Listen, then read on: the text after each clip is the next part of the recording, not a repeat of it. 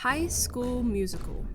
The appropriately named Disney Channel movie centered around high school kids participating in their school musical while simultaneously breaking out into impromptu song and dance throughout the film. An instant hit among Gen Z in 2006 that led to 2 additional sequels, live tours, stage shows, ice shows, and even a modern-day spin-off. Yet, as iconic and arguably culturally significant as the original movie is, among its bootcut jeans and certified bangers, there is still something left that's unaccounted for. What is the musical of the original High School Musical? You know, the in-universe musical that we know through its original songs, costumes, sets, this camel, yet that's never actually shown as a full production? Clearly there's a lot going on here, so let's recap the first movie as a refresher for what I mean. We've got our 2 main characters, Troy and Gabriella. They kinda like each other, but they can only bond over singing together, which, at this point in the HSMCU, is considered a cardinal sin unless you're already an assigned singer at birth. But Troy and Gabriella sing together anyway during an audition for their school's musical because they don't care about the status quo. This stirs up some controversy throughout their social groups, but despite all the drama, pun intended, everything works out eventually, and Troy and Gabriella perform a successful second callback audition and end up landing the lead roles in the show.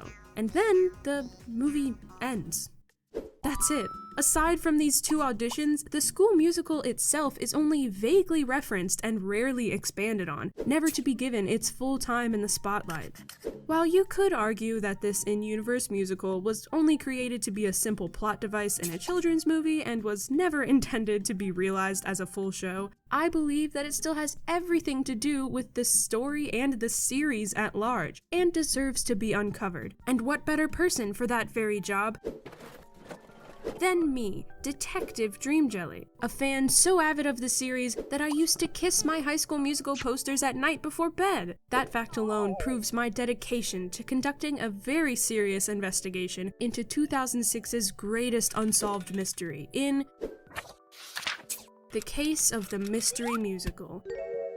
But first, a little disclaimer. This is a heavy case, one that was designed to never actually be cracked, you could say. So with that in mind, you should take pretty much everything I say with a grain of salt as I speculate, exaggerate, and read way too much into things that have little to no actual meaning. Yet at the same time, please also accept all of my findings as well-rounded, well-researched, undeniable truth, or it'll hurt my feelings. Thank you. And to avoid any confusion, I will only reference High School Musical, the Disney Channel movie, as the movie, and the fake to be discovered in-universe musical as the musical, or the show, or something similar. So hopefully that'll keep things clear given the ambiguity of the movie's name. And with all of that out of the way, I think it's about time that we crack in. First of all, let's get some things straight. The Mystery Musical isn't actually a total mystery. The movie does give us some info to start with. The show's name, Twinkle Towne, its 2 leading characters, Minnie and Arnold, and 3 of its songs. Not a whole lot to work with, but nevertheless, I'm determined to uncover the remaining missing pieces. The setting, the plot, and the overall timeline that connects all of the parts of this puzzle together to bring you the untold story of the Twinkle Towne musicale. How exactly do I plan to do that when this underdeveloped musical appears in the movie for a total of roughly 20 minutes, you ask? Well, despite the large number of High School Musical adaptations and spin-offs that exist, I felt that I could only truly rely on the movie as a credible source. But when that didn't seem like it would be enough, I, an excellent investigator, still had another trick up my sleeve. Namely, the All Access book. This book that I obsessed over when I was younger turned out to be an invaluable asset in the Mystery Musical case. While it's mostly filled with a bunch of, for lack of a better phrase, just made up stuff to sell to Troy Bolton loving kids like me, it still also connects and expands the inner workings of the HSMCU, the High School Musical Silmarillion, if you will, with secret intel such as school schedules, posters, and diary entries from the characters. This thing is about as close to a canon source as I can get besides the movie itself, so I rebought a copy as an adult specifically for this investigation with no ulterior motive at all, because I'm nothing if not a thorough detective. So what of the Twinkle Towne timeline do we already know? Both the book and the movie reference the show as a 2-act production, which, after some top-notch investigating, I found was the standard length for a musical. In the second act, we can place what Miss Darbus, the in-universe theater teacher, references as the duet from the second act, aka the song Breaking Free. And if that duet is specifically in the second act, then we can probably place the other leading duet sung during auditions, What I've Been Looking For, in the first act. The last song that appears in the movie, Bop to the Top, is kind of ambiguous right now, so we'll just come back to that later. It goes without saying that songs are the driving force behind any musical. In a lot of cases, you could listen to just the soundtrack of a show and gauge the key points in the plot just through what the songs and the characters singing them are describing. They're both music and dialogue at the same time. While most of the songs that appear in the movie were pretty clearly written as allegories for Troy and Gabriella's in-universe conflict, when separated from the movie characters, these songs tell their own story. So, what are Twinkle Towne's songs really about? Let's start near the beginning of the timeline. Hey, I'm Detective Dream Jelly. We're breaking down one of Twinkle Towne's duets, What I've Been Looking For, sung by Minnie and Arnold. It's hard to believe that I couldn't see that you were always there beside me. Thought I was alone with no one to hold, but you were always right beside me. This song describes a relationship between Minnie and Arnold that seems both new and unexpected. They could have been just friends, acquaintances, or even complete strangers before singing this song. This feeling's like no other. I want you to know I've never had someone that knows me like you do, the way you do. I've never had someone as good for me as you, no one like you. Minnie and Arnold aren't just experiencing a new step in their relationship, but they're really feeling each other. They've never felt so understood or like they belong this way before. So lonely before, I finally found what I've been looking for. So good to be seen, so good to be heard, don't have to say a word. For so long I was lost, so good to be found. I love having you around. Once again, really hammering home that they've found a sense of belonging with each other. Both of these characters also seem like they haven't just felt alone, but like they weren't seen or heard, and even felt lost before finding each other. The chorus just repeats again from here. So this is some groundbreaking stuff. While Minnie and Arnold are clearly catching some feelings, we've also learned a bit of their backstory. Both of these characters were unhappy and even felt repressed in some way, like they didn't have a voice and didn't fit in anywhere before forming a relationship. And I'm willing to guess that the line, "You were always right beside me," is more figurative than literal, which would imply that in the beginning of this show, Minnie and Arnold didn't even know each other. Incredible. What could this mean? On to the next song. Hey, it's me, Detective Dream Jelly again, bringing you the meaning behind breaking free from the second act of Twinkle Towne. You know the world can see us in a way that's different than who we are, creating space between us till we're separate hearts. Minnie and Arnold once again seem to not feel a sense of belonging in the world, feeling so ostracized that it's driving them apart. But your faith, it gives me strength to believe we're breaking free. We're soaring, flying, there's not a star in heaven that we can't reach. If we're trying, yeah, we're breaking free. Despite feeling pressured or burdened by what's expected of them, their feelings for each other help them rise above what's keeping them down so that they can reach for the stars and chase their dreams together.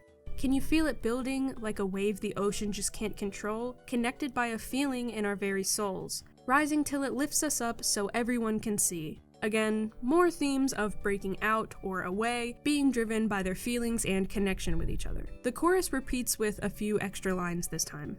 To get to that place to be all that we can be, now's the time, so we're breaking free. This makes it especially clear that before feeling empowered by each other, they couldn't truly be themselves, as if they were being controlled or kept apart by something or someone.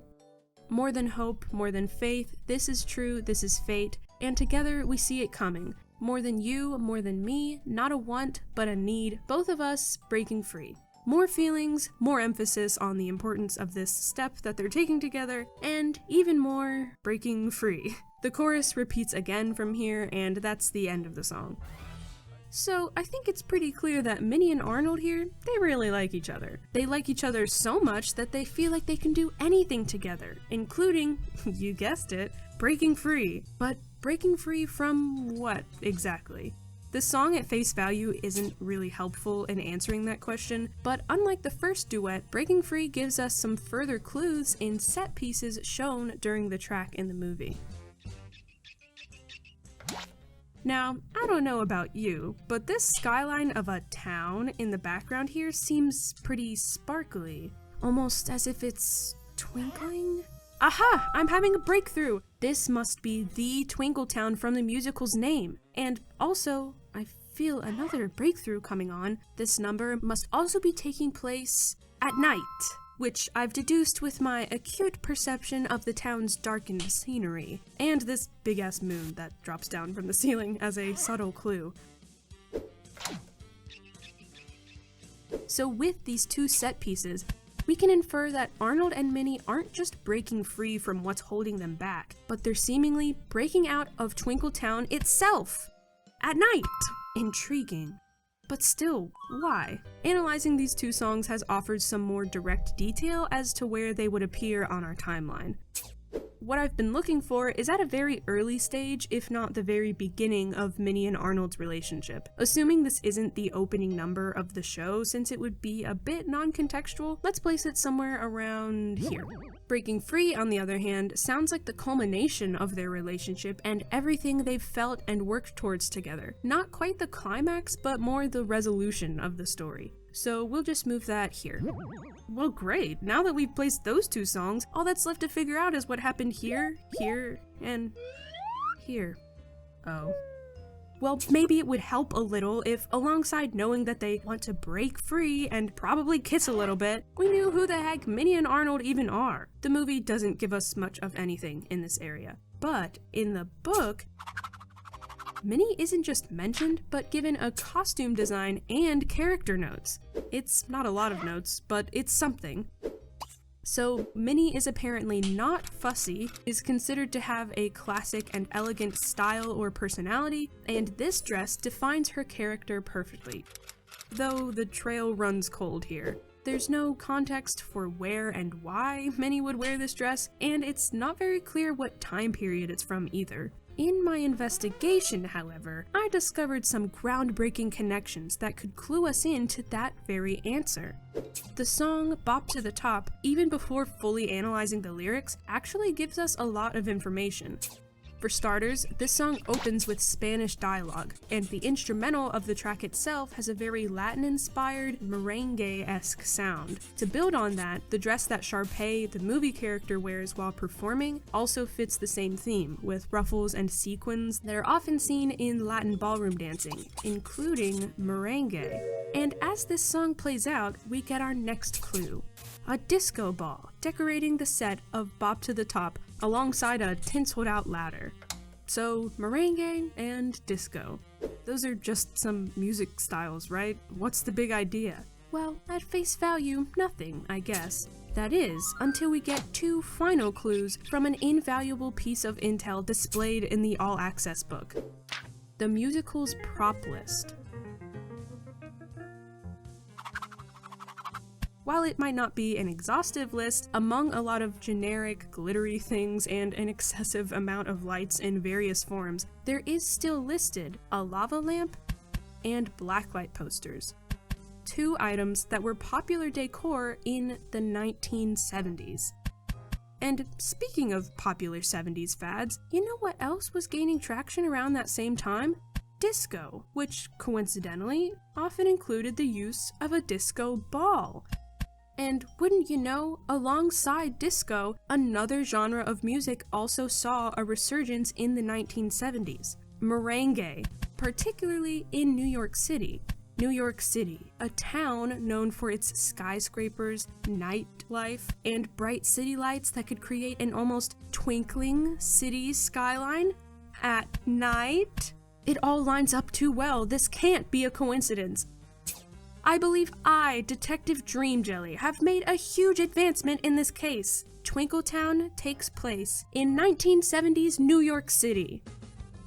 This breakthrough may be able to tell us more about Minnie's costume design from earlier. The high waistline, the floor-length skirt, a little embellishment on the sleeves, it could fit with the fashion trends of the 70s, though it's admittedly still not an exact match. What if this 70s setting is nothing more than a hunch? What if the merengue-inspired sound of Bop to the Top is a mere one-off coincidence? What if everything is ruined? Well, let's not get ahead of ourselves here. There's still one more song that we haven't covered yet that could hold the clues that we're looking for. What about Bop to the Top? We'll come back to that, just hold your horses. This one is a secret song that I've uncovered with my excellent sleuthing powers from the recesses of my mind. I Can't Take My Eyes Off of You, a bonus track originally hidden on the movie's CD soundtrack. And what's that my keen detective ears perceive right from the very start? That's right, a Latin-inspired sound, clearly evident in the instrumental track, which can only mean one thing. The merengue theming of both this song and Bop to the Top is no mere coincidence. And amidst the other clues on the prop list, like the lava lamp, blacklight posters, and disco ball, the connections are undeniable, and the setting of the 1970s is an indisputable truth. And no, I will not be taking any critiques. So now that we know what I Can't Take My Eyes Off of You sounds like, what exactly is it saying? Assuming that this song, featuring the voices of Troy and Gabriella, was a scrapped audition track and is meant to be sung by Minnie and Arnold, let's break down the lyrics.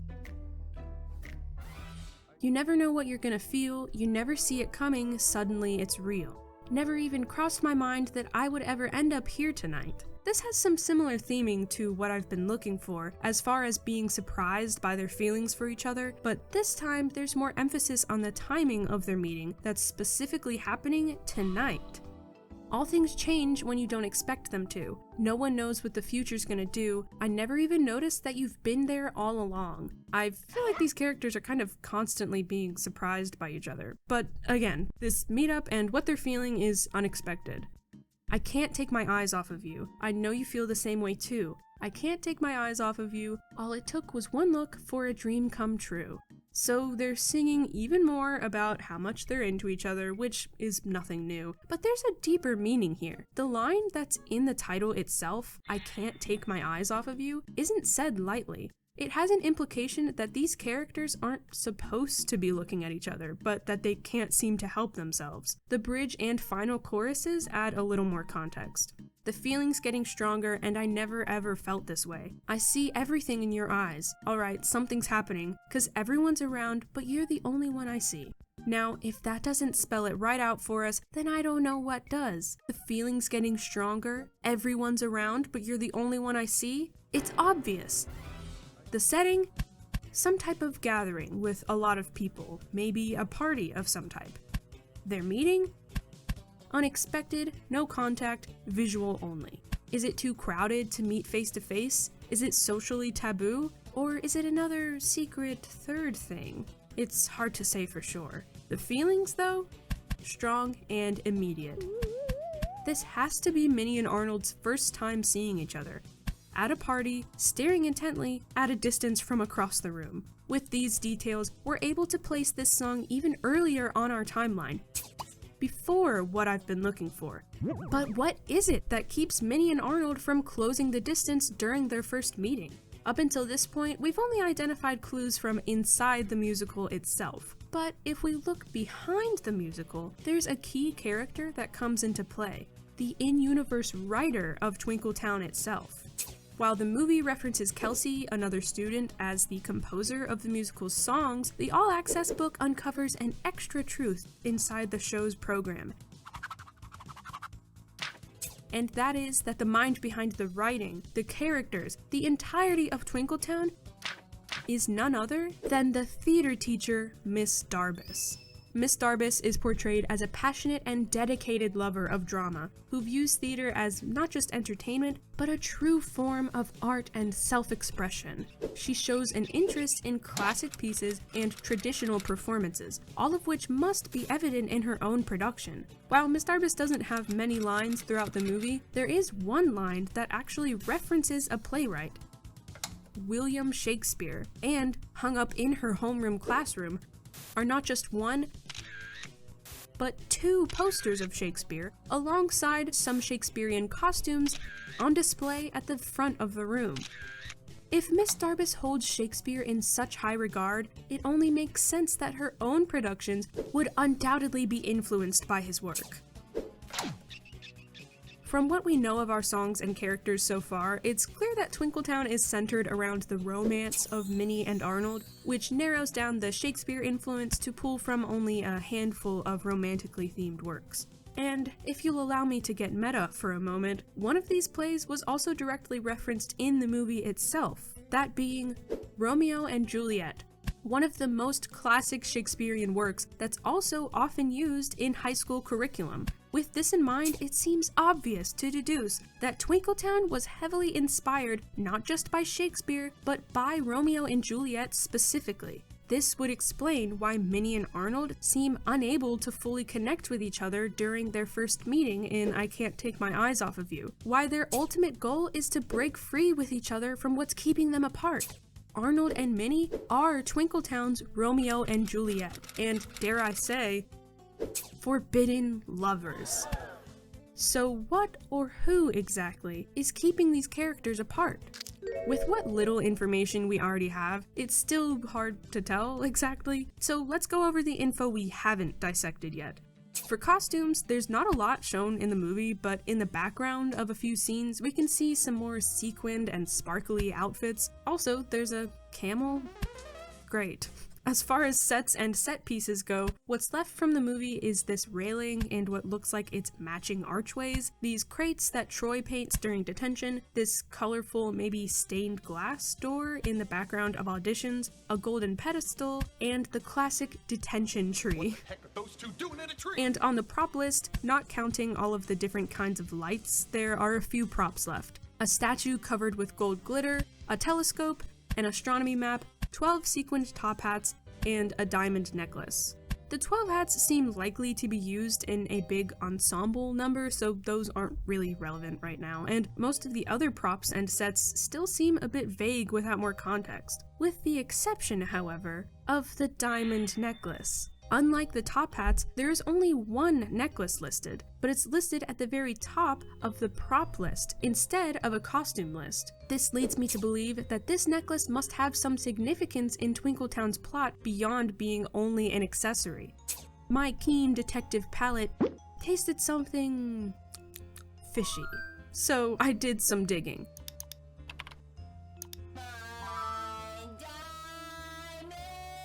While researching diamonds in the early 1970s, I found that sales reported in 1970 by the diamond industry were down by 23% from the year before, and that New York is considered to be a major global diamond center, even containing its own diamond district in the city. It was with these facts that I cornered a lead on the case, making my way to a discovery. In the early 1970s, amidst a small slump in the diamond market, in the middle of Diamond District, New York City, a diamond necklace is not insignificant. What if it's actually, in fact, the most significant piece in our story, acting as not just a prop, but a plot device? What if the necklace was some kind of highly coveted, one-of-a-kind piece of jewelry, not unlike the Heart of the Ocean, the diamond piece from Titanic, yet another tale of forbidden lovers? When investigating the scenes of this movie, I came across some very interesting information that only appeared for a few seconds, but with my keen detective eyes, I was able to spot this easily missable detail. 2 additional characters on the callback sheet listed under the lead roles: the incredible Mr. Shane and Johnny Omni. Even though they have no description, these are the only other roles that are named aside from the leads, so they must have some importance in the show, which leads us back to the necklace. A diamond necklace so important must have been incredible. Maybe something that was intended to drive up sales and interest to bring the diamond industry out of its current slump? And who better to not only wield such a necklace, but create it than someone equally as incredible? With the word in their character name itself, the incredible Mr. Shane. I believe Mr. Shane, a rich and powerful leader of his city's diamond district, was so highly regarded as a wealthy socialite that he earned himself a fitting title from the rest of the upper class. His diamond business would buy him status and notoriety for not just himself, but also the rest of his family, including his daughter, Minnie Shane. Her long, elegant gown from the costume design wasn't out of style for the time period, it was above style, so classy that it showed off her class. But she's not just some rich snob. Her dress isn't this gaudy thing that's covered in bows, or this glamorous, extravagant gown covered in sequins, but is the more subdued and traditional option, like her own personality. She doesn't really want to be involved with all of this wealth and notoriety, but you can't choose your family. And much like the inspiration behind her character, Juliet, Minnie isn't just wealthy, but is considered a prize by her father. It would only make sense that her dad, Mr. Shane, is very choosy about who she's allowed to date, as any of her suitors have the potential to inherit his successful diamond business, leaving Minnie to feel trapped by her family's wishes. But at a party, prophesied in the song "I Can't Take My Eyes Off of You," Mr. Shane invites his fellow socialites to a celebration of achievement, the unveiling of the diamond necklace that will revitalize the diamond industry. Everyone is wearing expensive and flashy gowns, there's a fancy golden pedestal used in the big reveal, and this door is also there, probably. And you know, a rich and powerful businessman would probably go all out with his party, and even hire a camel as the entertainment. I know, that doesn't make any sense. But where the heck else am I supposed to fit in a camel? Anyway, it's at this exact party, now with a camel, where Minnie, forced to stay by her father's side as she makes small talk with the other wealthy families, makes an entire song's worth of eye contact with an irresistible yet unattainable figure from across the room. Arnold, taking after his inspirational character Romeo as the party crasher, likely wearing something less than glamorous that makes him stand out.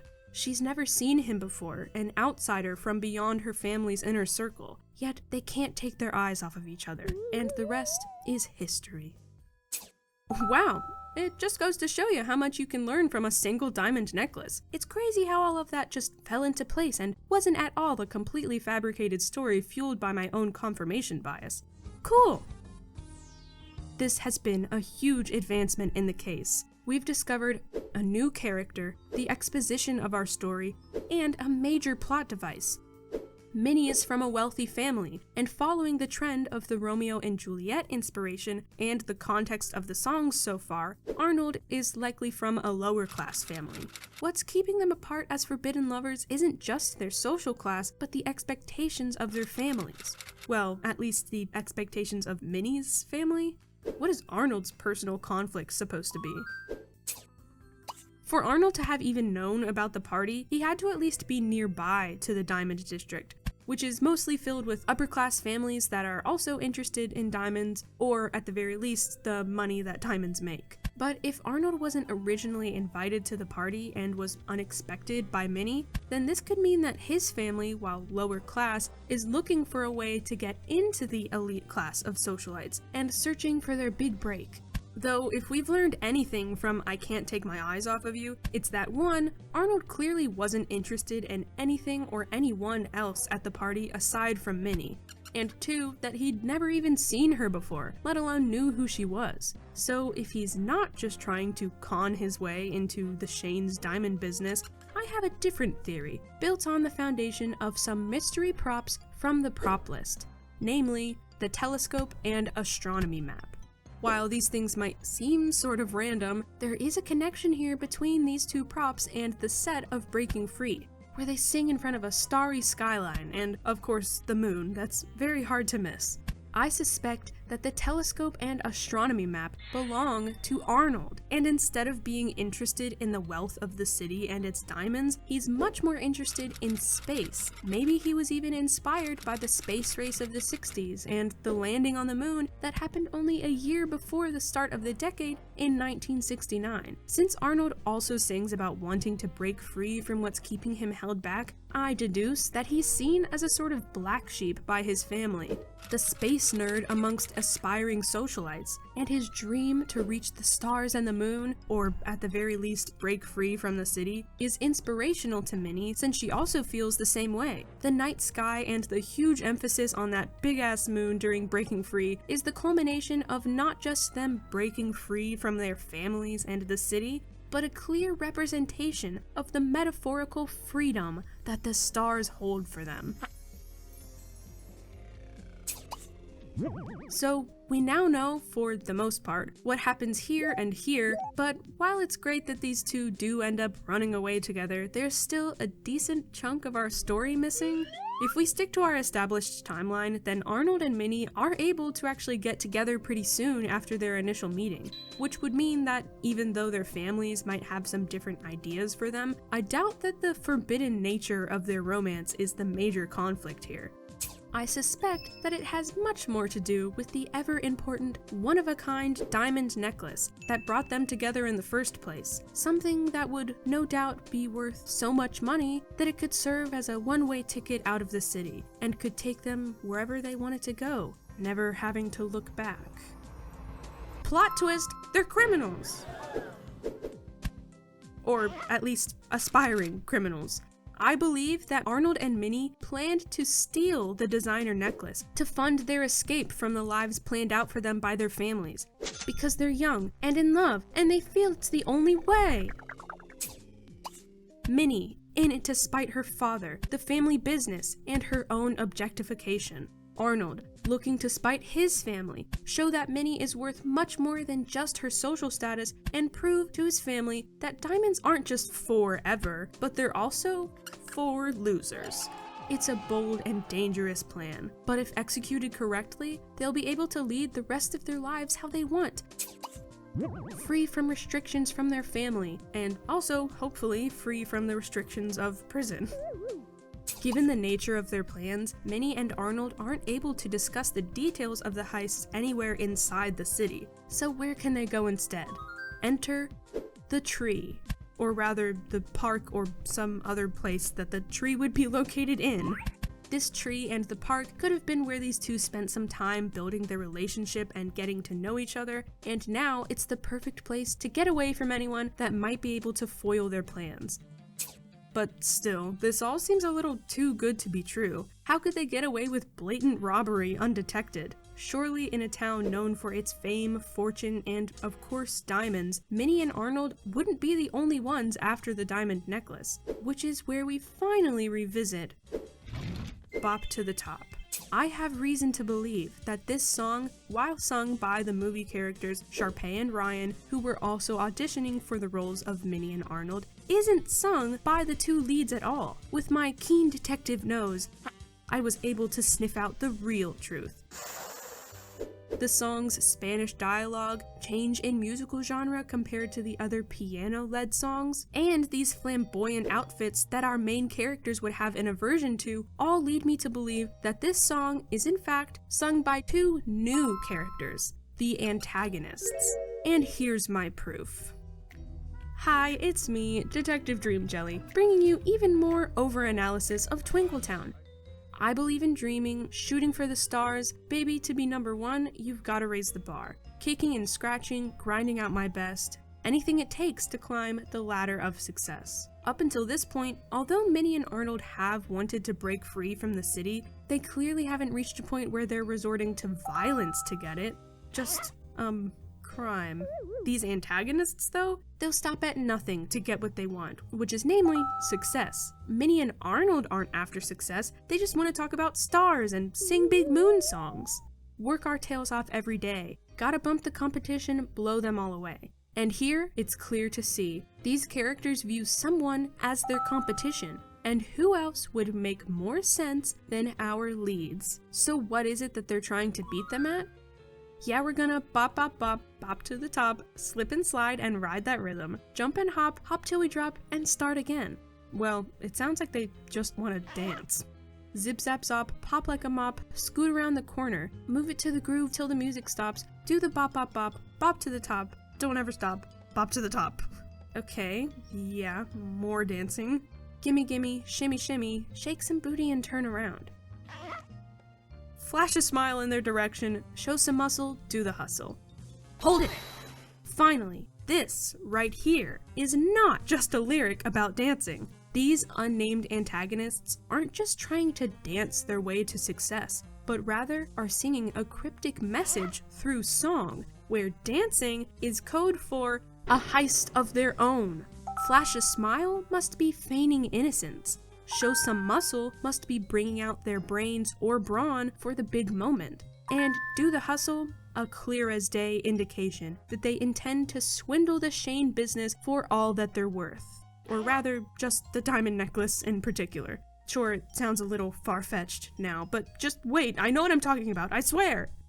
Wipe away your inhibitions, stomp stomp stomp, do the rump, and strut your stuff. Bop bop bop, straight to the top, going for the glory. We'll keep stepping up and we just won't stop till we reach the top. Now, with this hidden meaning in mind, doesn't this song sound a whole lot more, well, evil?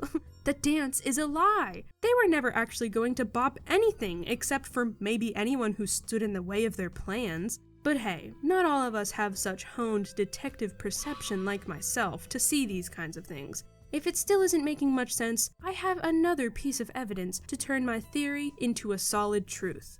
Re-enter I Can't Take My Eyes Off of You, featuring the singing of Troy and Gabriella, and Sharpay and Ryan. And these are their lines. Yeah, we got a good thing going on, right here is right where we belong. You never really know what you might find, now all I see is you and I, you're everything I never knew that I've been looking for. The antagonists didn't just decide to suddenly steal the necklace, they were at the unveiling party too, where this song is sung, likely invited as esteemed socialites, or pretending to be. Wherein Minnie and Arnold's verse of this song, they're singing about seeing each other for the first time during the party. The antagonists are actually singing about seeing the necklace for the first time as it's revealed, and deciding then and there that they have to have it. This gives a whole new meaning to I can't take my eyes off of you. The you, in this case, being the diamond necklace that draws them in with not just its beauty, but its monetary value. The antagonists featuring on this song would also explain the recurrence, or rather first appearance, of the track's merengue sound, a style that must always accompany them throughout the soundtrack or in the form of musical stings. In other words, as Chad Danforth would put it, they come with their own background music. So if the antagonists are after the necklace, the same as Minnie and Arnold, there's some pretty clear conflict here. The antagonists could have realized that the main characters have their own intention to take the necklace, or at the very least recognized Minnie, Mr. Shane's daughter, as a threat to their own plan in some way. Either way, it's now 2-on-2, both pairs locked in, dedicated, headed straight for the prize. Who will survive? Well, obviously it was Arnold and Minnie. Duh, did you forget them breaking free and all that? While it's unclear exactly how they managed to keep their plans on track, or what those plans were exactly, the antagonists are foiled in the end, and our leads are the ones that are able to get away with the necklace.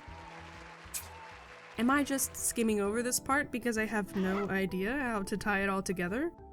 Of course not. Obviously what I was going to say next was that, there was a disco. Yep, the big annual city disco night that the villains just couldn't resist. I mean, you remember how much they love dancing. In the midst of attempting to intercept Arnold and Minnie's plans, they get caught up in the groove, and in trying to schmooze Mr. Shane for more information, who was also in attendance.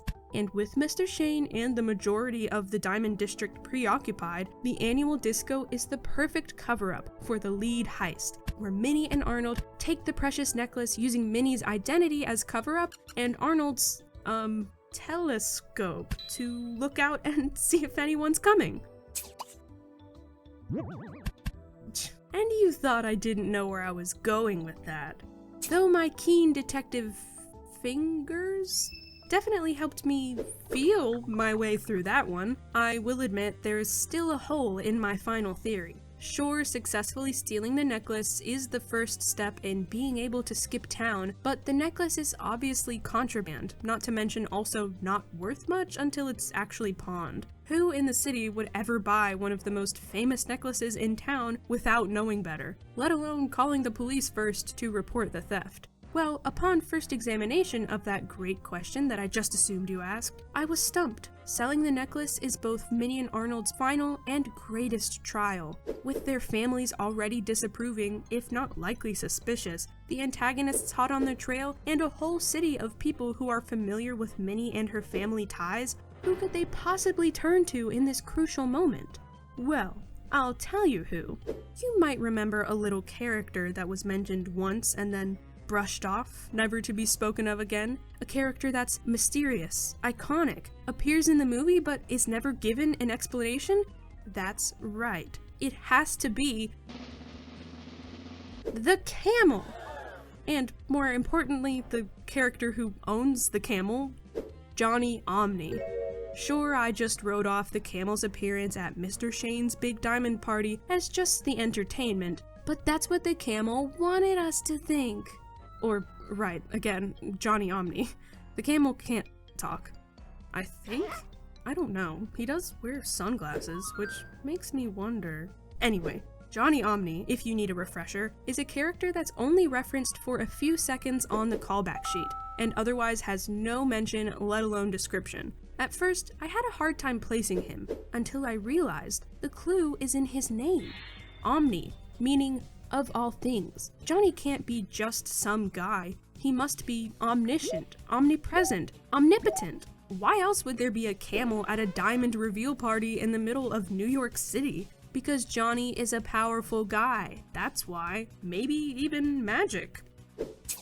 And it's in Minnie and Arnold's haste, fleeing from the scene of the crime, that they meet him again. They're afraid. They think they'll be sold out to the police for a cash reward from the Shanes. Their future is ruined. But Johnny Omni? He's got a camel that maybe even talks. And he doesn't care. In fact, he journeys the world with his camel as a traveling merchant. And you know what merchants always need more of? Diamond necklaces. Or other stuff to sell. Minnie and Arnold don't look a gift horse or camel in the mouth. They make the exchange for the money and run off into the night, finally able to break free from Twinkle Towne. How's that for an ending? At least it didn't end like Romeo and Juliet did. If those two melodramatic weirdos had just waited for some guy on a camel to show up, everything would have been fine. Well, while I feel confident in my final theory, I expect it might be a bit much to take in all at once. So, for the sake of clarity, I'd say it's worth it to run through the show one last time.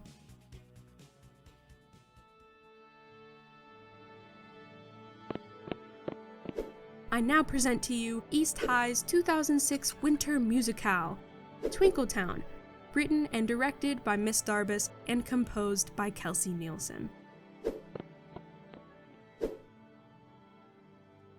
We open on the city, New York City, that is, in the early 1970s. This town is all about glitz, glamour, and high fashion, though one area in particular is especially interested in the glitz, the Diamond District. Here we meet Minnie Shane, the daughter of the incredible Mr. Shane, the leading diamond industry businessman who earned his nickname for his incredible wealth and status. Minnie is just a young girl who wants to live life by her own rules, maybe even find love, but Mr. Shane controls everything in the Diamond District, including his daughter, which keeps her dreams contained. We cut to Arnold, a boy from a middle to lower class. His family skirts along the edge of the Diamond District, wishing to be in with the rich and powerful. Everyone except for Arnold, because Arnold dreams of the stars, of the man on the moon, and of love. But with only his telescope and astronomy chart to keep him company, that dream seems futile. Until one fateful night. Arnold sneaks into the property of the Shane estate over some very elaborate decorative railings and archways, the kind that only rich people would have. Arnold crashes the party out of curiosity or to mock the socialites? He can't remember anymore, because amidst announcements made by Mr. Shane about some fancy new diamond necklace that will revitalize the industry with its beauty, Arnold is attracted by a different beauty, Minnie, and it's love at first sight. Meanwhile, two characters are also in attendance of the party, plotting a scheme involving Mr. Shane's precious necklace that must be worth a fortune, but they fade into the background for now. Arnold and Minnie are unable to meet face-to-face during the party due to their imbalance in social status. That is, until a fateful second meeting at their local park, where beneath a faded tree they connect and discover unanimously at the same time, "You're what I've been looking for." They bond over their shared familial trauma and dream of escaping the city, its greed, and its diamonds. Although they discover as they fall for each other that the city's diamonds might just be the answer to all of their problems. Fueled by their young infatuation, they devise a plan to steal Mr. Shane's priceless necklace, knowing that it must have enough of a price to someone to fund their getaway. But although it won't be easy, there's even more trouble afoot, in the form of the two antagonists from earlier, who love to disco, merengue, and make up words that rhyme with bop. These two will stop at nothing to complete their own heist for the same necklace, including shimmying, shaking some booty, and otherwise dancing their way to victory. But out of their love for both dancing and scheming, it seems that bopping to the top remains supreme. They can't help but visit the annual big city disco to show off their moves, as well as try to gain some info from Mr. Shane while they're there. It's a flashy, decked-out event, with a statue covered in gold glitter made in the shape of Mr. Shane to honor his achievement. Everyone is also wearing sequined top hats in celebration, while blacklight posters decorate the wall, and a tinsel-covered ladder and, of course, a disco ball are laid in the center of the room. The antagonists feel a song coming on, and feeling cheeky, reveal through secret code during their musical number their plan to bop their way to the top. Meanwhile, with the whole town, including Minnie's father and the antagonists in attendance at the disco, Arnold and Minnie know that this is their one chance to complete their task. Arnold hides behind some crates full of diamonds or something nearby, on lookout with his trusty telescope, which probably isn't all that useful, but he wanted to feel like he was helping. In the meantime, Minnie walks freely into her own father's estate, her identity the perfect cover-up for her true intentions. She's able to take the necklace, make it back outside, and convene with Arnold, all while the annual disco is still underway and no one else is the wiser. Filled with adrenaline from their crime, they begin to make a run for it, nearly free, until they run into someone neither could have expected. A man and his camel that Minnie strangely recognizes from her father's party. She did kind of wonder why there was a camel there, but right now, all that she can think about is that this must be it for them. They've failed. Yet, Johnny Omni, the camel man, makes no move to call the police or turn them in. Instead, he offers to buy the necklace off of them himself. Sure, they wonder if he might still turn around and rat them out to Mr. Shane, but they're offered an incredible amount of money, and the camel is wearing sunglasses, so they feel strangely at ease with the transaction. Minnie and Arnold luck out with this chance encounter, though only Johnny and the camel know if they really met by chance. They race off into the night together and sing as they run about how they're finally able to reach their dreams and break free from the materialism of New York City and its diamond district. They start a new life together, driven by their love for each other, the stars in the sky, and the big-ass moon that smiles down at them. The end. I hope you enjoyed this never-before-seen look into the story of Twinkle Towne, how it was undoubtedly meant to be written and portrayed, now finally realized as its own complete tale. As you can see, this was a bit of a tough mystery to crack, with plenty of twists and turns, but as it stands now, I think I can confidently say that I, Detective Dream Jelly, can officially mark the case of the mystery musical as solved. Thanks for sticking out this wild ride with me. Hi, welcome to JellyTV, where I shout out a video that I think deserves some love. If just one video unnecessarily analyzing the miscellaneous details of High School Musical wasn't enough for you, then I've got the perfect video to watch next. I recommend watching A Requiem for Ryan X. Chad High School Musical by Grimmel. If you're a fan of High School Musical, you know what this video is about. But if you don't, you should watch it anyway, because it's just fun to follow Grimmel's thought process as they comb through the movies for any supporting evidence of a relationship between these two side characters. It's silly, it's really funny, and it's nothing if not thorough, so I would definitely give it a watch if you're into just needlessly deep video essays about stuff that isn't actually that deep.